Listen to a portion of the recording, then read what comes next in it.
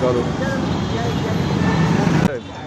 આજે તમે બાઇક ઉપર જે હાથ દિખાવો મસ્જિદ તક જાઓ એ જે સુલોભ લખ્યું છે સાહેબ એના માટે તમે શું કહેવા માંગો છો?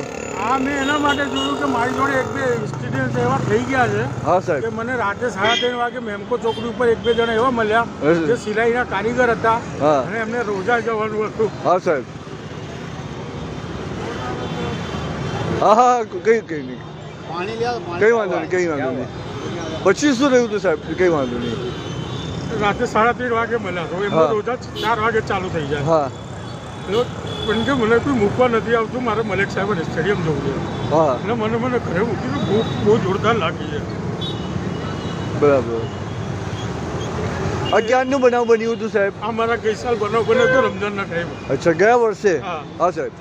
એ ટાઈમે મને એવું થયું કે ભૂખ શું ચીજ છે મને ખબર છે. હા સાહેબ. એટલે મેં આ સિટી વિસ્તારમાં શું છે, એટલો ટ્રાફિક હોય છે.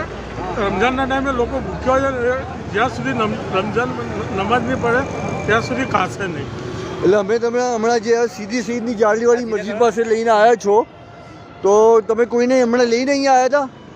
હું સિટીમાં જમાલપુર, 3 દરવાજા, ગાંધી રોડ, રિલીફ રોડ આ બધે મેન સિટીમાં રાઉન્ડ મારતો જ હોઉં છું.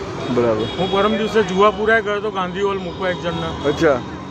એક કાકાને પછી એસટી સ્ટેન્ડ બી મૂકીને આવે, એમને ધોળકા જવાનું હતું. બરાબર.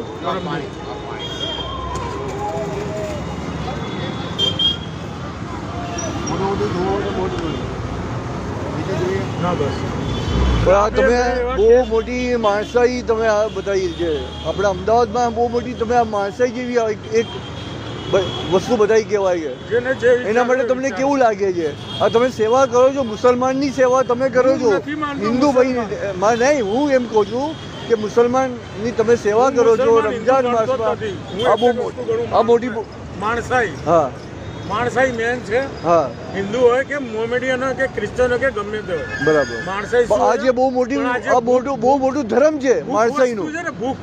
કોઈ ધર્મ નથી જોતી. હા.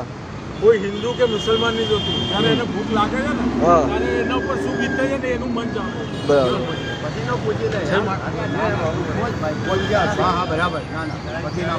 હવે આપણા અમદાવાદના એકતા માટે તમે શું કહેવા માંગો છો? હિન્દુ મુસ્લિમ એકતા માટે તમે શું કહેવા માંગો છો? એકતા માટે તો હું એટલું જ કહું છું કે જ્યાં સુધી માણસ પોતપોતાની રીતના નહીં વિચારે ને ત્યાં સુધી કંઈ સારું નહીં થાય. આમને આમ ઘીમાં હવનમાં ઘી ઉમેરાતું જ રહેશે. લોકો એમના ફાયદા માટે આ એકબીજાને ઝઘડાવતા જ રહેશે. બહુ આભાર. જ્યાં સુધી માણસ નહીં સમજે ને આ પોલિટિક્સ માણસોને ખલાસ કરી નાખશે, એકબીજા જોડે મરાઈ નાખશે. સાચી વાત છે. પોલિટિક્સ એકબીજાને મરાઈ નાખશે કેમ કે એના રોટલા જ શેકે છે.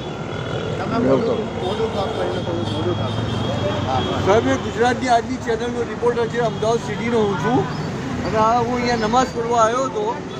એમણે એક એકતાની મિસાલ એવી આપી છે કે આપણે હિન્દુસ્તાનમાં એક મિસાલ બની ગઈ છે.